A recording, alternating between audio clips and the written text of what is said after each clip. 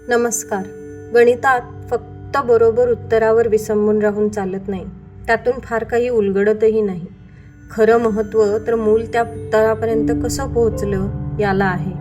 जेव्हा आपण मुलांच्या विचार करण्याच्या पद्धतीकडे लक्ष देतो तेव्हाच त्यांना संख्यांचा नेमका अर्थ समजलाय का हे आपल्याला उमजायला लागतं. पूर्वी मला वाटायचं की मुलांनी मी सांगितलेले अंक अचूक लिहिले की त्यांना संख्या समजल्या आहेत. हळूहळू माझ्या हे लक्षात आलं की मुलं केवळ संख्या चिन्हांची नक्कल करत होती. संख्यांच्या मागचा विचार मात्र हरवला होता. आता मी अशा उपक्रमांचं नियोजन करते ज्यातून मुलं काय विचार करत आहेत हे स्पष्टपणे दिसतं. असे उपक्रम म्हणजे जणू मुलांच्या विचारांचा एक्सरेच असतात. अशा उपक्रमातून मुलं पायरी पायरीने संख्यांचा अर्थ कसा लावतात आणि पुढे जाऊन मनातल्या मनात संख्यांची मांडणी कशा प्रकारे करतात हे मला समजते. उदाहरणार्थ मी मुलांना विचारले, बघ तू 12 मणी मोजले आहेत. समजा मी त्यातले 3 मणी मुठीत लपवून ठेवले. मग आता तुझ्याजवळ किती मणी उरलेत हे शोधण्यासाठी तुला परत सुरुवातीपासून मोजणी करावी लागेल का? काय वाटतंय तुला? नाही, मी उलट मोजू शकते. 11, 10, 9 असे प्रश्न विचारल्यामुळे मुलांची संख्याक्रमाची समज स्पष्ट होते. सुरुवातीपासून मोजण्याऐवजी ती आता सरळ किंवा उलट क्रमाने मोजण्याचे कौशल्य आत्मसात करत आहेत. संख्यांमधील क्रम समजल्यामुळे त्यांच्या गणितीय तर्काला मोठी चालना मिळते. असंच अजून एक उदाहरण पाहूया. वर्गात मुलांना मी विचारलं, मुलांनो 19 आणि 109 मध्ये काय फरक आहे? आणि 109 या संख्येमध्ये 1 आणि 9च्या मध्ये जो शून्य आहे त्याचं काय काम आहे?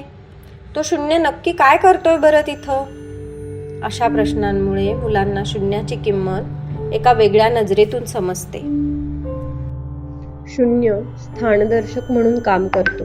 तो शतक स्थानी असलेल्या अंकाला त्याच्या जागी स्थिर ठेवतो, ज्यामुळे संख्येची किंमत बदलत नाही.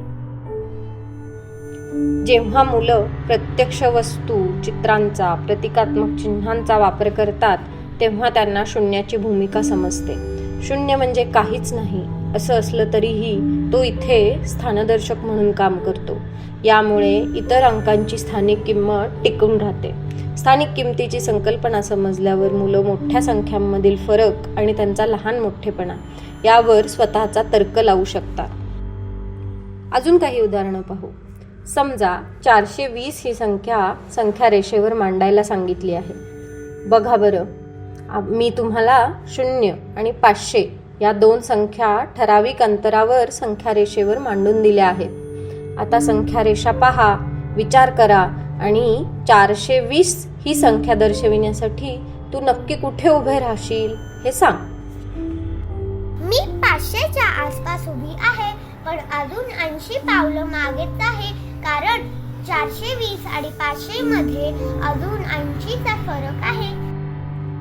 केवळ काही खुणांच्या आधारे विद्यार्थी संख्यांच्या तुलनात्मक राशीचा विचार करू लागतात.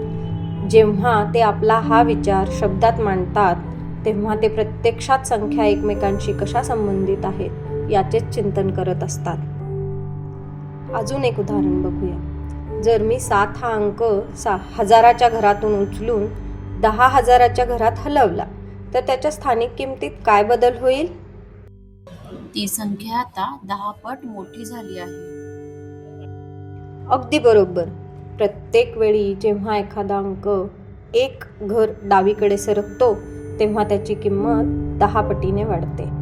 हा दशमान पद्धतीचा मूलभूत नियम आहे. यामुळेच 1000 आणि लाख यासारख्या मोठ्या संख्या मुलांना सहज लक्षात येतात. आता कल्पना करा की आपल्याला 3,40,000 ही संख्या ठोकळे वापरून दाखवायची आहे. मग एवढे ठोकळे आपल्या वर्गात जमवणे शक्य आहे का? नाही. अगदी बरोबर. मोठ्या संख्या प्रत्येक वेळी वस्तू वापरून दाखवून शक्य नसतं. त्यामुळे अमूर्त पद्धतीने मोठ्या संख्या समजून घेतल्या पाहिजेत. हे वरील इयत्तेच्या मुलांच्या लक्षात येतं. आपल्या रोजच्या आयुष्यातही संख्यांचा वापर होतो. कधी चलनातील नाणी नोटा मोजण्यासाठी, तर कधी अंतर किंवा जनगणना करण्यासाठी. या सगळ्या संख्या आपल्याला प्रत्यक्ष दिसत नाहीत. मुलं हळूहळू स्थानिक किंमत लक्षात घेऊन आणि संख्यांमधील आकृतिबंध वापरून या मोठ्या संख्यांची कल्पना करायला शिकतात आणि त्यांचा अर्थ लावू लागतात. भाषा आणि संदर्भ लक्षात घेऊन आपण एकाच संख्येचा वेगवेगळ्या प्रकारे वापर करू शकतो. म्हणजे कसं?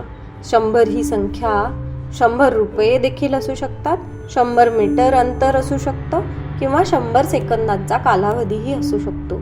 100 ही संख्या आणि त्यांची किंमत अथवा राशी ही स्थिर असते. संख्यांचा संदर्भाने वापर यासाठीचा एक छोटा उपक्रम करून पाहूया. 8, 80, 800, 8000 आणि 8 लाख या संख्यांची एक गोष्ट सांगता येईल का तुम्हाला? आपल्या रोजच्या व्यवहारात नेमके कुठे कुठे बरे आपण हे संख्या वापरतो? बहुवर्ग अध्यापनामध्ये वेगवेगळ्या वर्गातील मुले काय शिकत आहेत यानुसार वेगवेगळे गट वेगवेगळ्या संख्या हाताळू शकतात. लहान मुले 8 किंवा 80 सारख्या छोट्या संख्यांवर लक्ष केंद्रित करतात, तर याच वेळी मोठ्या इयत्तेतील मुले 8000 किंवा 8 लाख अशा मोठ्या संख्यांचा अभ्यास करू शकतात. एका टोपलीत 8 आंबे असू शकतात. शाळेच्या परिपाठासाठी जमलेले विद्यार्थ्यांची संख्या 80 असू शकते. 800 रुपये म्हणजे एखाद्या साडीची किंवा शर्ट पॅन्टची किंमत असू शकते. 8000 हे लांबच्या प्रवासाचं अंतर असू शकतं. आणि जेव्हा आपण 8 लाखांचा विचार करतो तेव्हा ती संख्या एखाद्या शहराच्या लोकसंख्येचं चित्र उभं करतं. जेव्हा मुलं आपल्या रोजच्या आयुष्यातल्या प्रसंगांमध्ये संख्या वापरायला शिकतात तेव्हा त्यांना या संख्या खरोखर समजू लागतात आणि त्यांच्या डोळ्यासमोर त्याचं एक स्पष्ट चित्र तयार होतं. माझं काम फक्त गणिताच्या पुस्तकातली उदाहरणं सोडवून देणं हे नाही, तर असे प्रश्न विचारणं जे मुलांना विचार करायला प्रवृत्त करतील. संख्या समजून घेऊन आणि त्या संख्या वापरून कशा प्रकारे काम करता येतं हे ज्यावेळी मुलांना समजतं तेव्हा ते फक्त गणित सोडवत नसतात, तर ती खऱ्या अर्थाने गणित तज्ज्ञांसारखा विचार करत असतात.